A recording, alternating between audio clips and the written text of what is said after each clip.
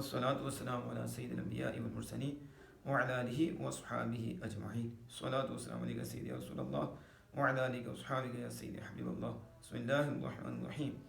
ثم اعلم أن الناظم الفاهم جعل قصيدته مرتبة على 10 فصول، وذكر في الفصل الأول شدة حبه وهوى قلبه،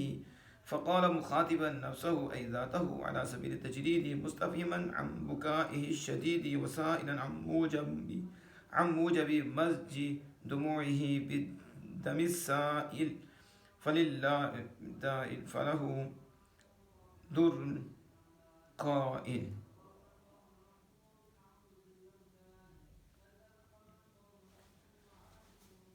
امام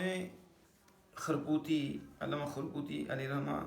فرماتے ہیں کہ تو جان، یعنی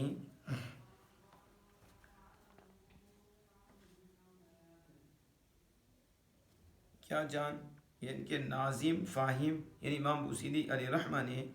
اپنے قصیدہ کو 10 فصلوں پر ترتیب دیا. اس کی 10 فصلیں ہیں، اور فصل اول میں انہوں نے اپنی شدید محبت اور اپنی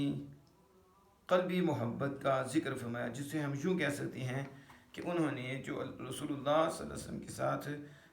ان کی محبت ہے اور رسول اکرم صلی اللہ علیہ وسلم جو عشق ہے شروع میں اس کے ذکر کیا. یعنی عشق مصطفیٰ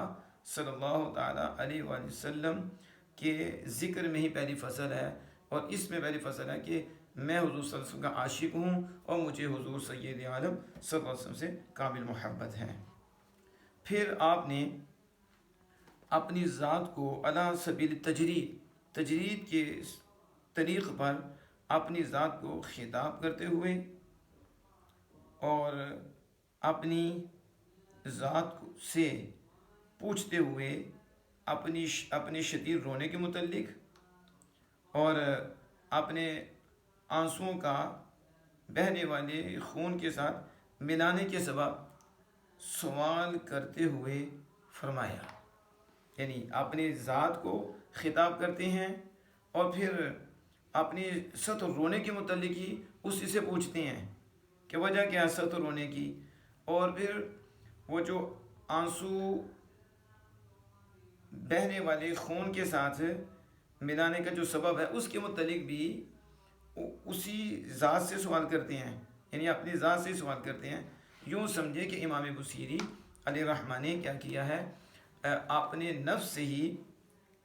ایک شخص کو خاص کر لیا ہے، یعنی غائب اسے بنا لیا ہے، اپنے آپ کو ہی غائب بنا لیا ہے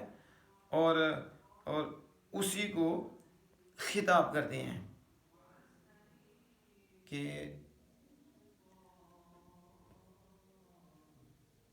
جسے کہتے ہیں نا سبیل تجرید، کہ آپ اسی سے پوچھتے ہیں کہ یہ صدر ہونے کی وجہ کیا ہے، اور اسی سے پوچھتے ہیں کہ جو آنسو بہنے والے خون کے ساتھ ملانا کا سبب ہے وہ کیا ہے، اس سے پوچھتے ہیں. اور پوچھتے ہوئے آپ نے یہ فرمایا امن تذکر جیران بدی سلمی مزہ تدب عن جرام مقلد بدمی، کیا تو نے ذی سلم کے ہمسایوں کی یاد میں آنسو خون کے ساتھ ملا دیے جو ڈھیلے سے جاری ہوئے ہیں، جو ڈھیلے سے بہہ پڑے.